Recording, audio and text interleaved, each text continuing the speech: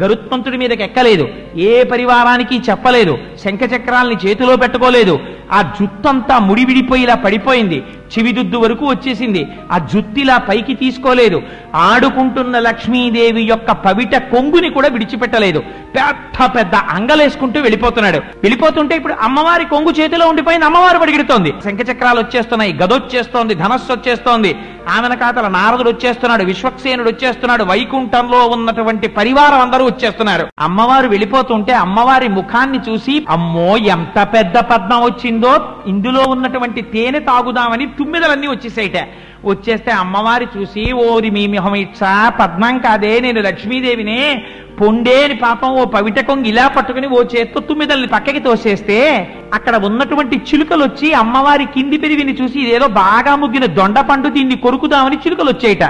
ఆ చిలుకల్ని పక్కకి తోసేసిందిట. అయ్యో ఇది దొండపండు కాదే, నా పెరిమే అని. ఇంకొంచెం ముందుకెళ్ళేటప్పటికి అమ్మవారి కళ్ళు చూసేయట. చిన్న చిన్న చేప పిల్లలు భలే ఉన్నాయి, ఈ చేపల్ని మింగేద్దామని ఆకాశగంగలోంచి పెద్ద పెద్ద చేపలు వచ్చేటి, ఈ కళ్ళు తినేద్దామని.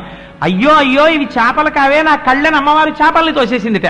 ఇంకొంచెం ముందుకెళ్ళిందిట. అమ్మవారి శరీరం అంతా మెరుపు తీగలా ఉంటుంది కదా, అమ్మో మెరుపులు వెళ్ళిపోతున్నాయి, దేవేంద్రుడు వర్షం పడమని ఆజ్ఞాపించాడులా ఉందనుకుని మెరుపులన్నీ వచ్చేసాయిట. వచ్చేస్తే అమ్మవారు చూసి, అయ్యో అయ్యో నేను నా లక్ష్మీదేవినే, మెరుపు కాదు పక్కకు పోండని మెరుపుల్ని తోసేసిందిట. స్వామి ముందెళ్ళిపోతున్నారు, పట్టు పీతాంబరం కట్టుకుని, మెడలో కౌస్తుభమాల వేసుకుని, స్వామివారి చేతిలో శంఖం వెళ్ళిపోతోంది, చక్రమల్లది అడిగో సుదర్శనం వెళ్ళిపోతోంది, అడిగో గరుత్మంతుడు ఒక్కడు వెనకాలెడుతున్నాడు, ఇవాళ స్వామి నడిచి వెళ్ళిపోతున్నారు. అడిగోరా వెళ్ళిపోతున్నాడు, ఏనుగుని రక్షించడానికి ఎంత తనని తాను మరిచిపోయి పరిగెడుతున్నాడో చూడండి రా స్వామి. గబ గబ గబ గబ వెళ్ళిపోయాడు తండ్రి. వెళ్ళిపోయి ఒక్కసారి ఆ ఏనుగుని చూశాడు. ఆ మొసలి యొక్క నోటిలో కర్ర కర్ర కర్ర కర్ర నవిలేస్తోంది కాల్ని. అంతిమ శ్వాసతో కన్నుల వెంట నీరు కారిపోతుండగా నిలబడి ఉన్నాడు. వెంటనే ఒక్కసారి తన సుదర్శనానికి ఆజ్ఞ ఇచ్చాడు. ఆ చక్రం వెళ్ళింది, పెద్ద చప్పుడు చేసుకుంటూ నీటిలో దిగింది. ఆ మొసలి యొక్క కుత్తుకని కత్తిరించేసింది.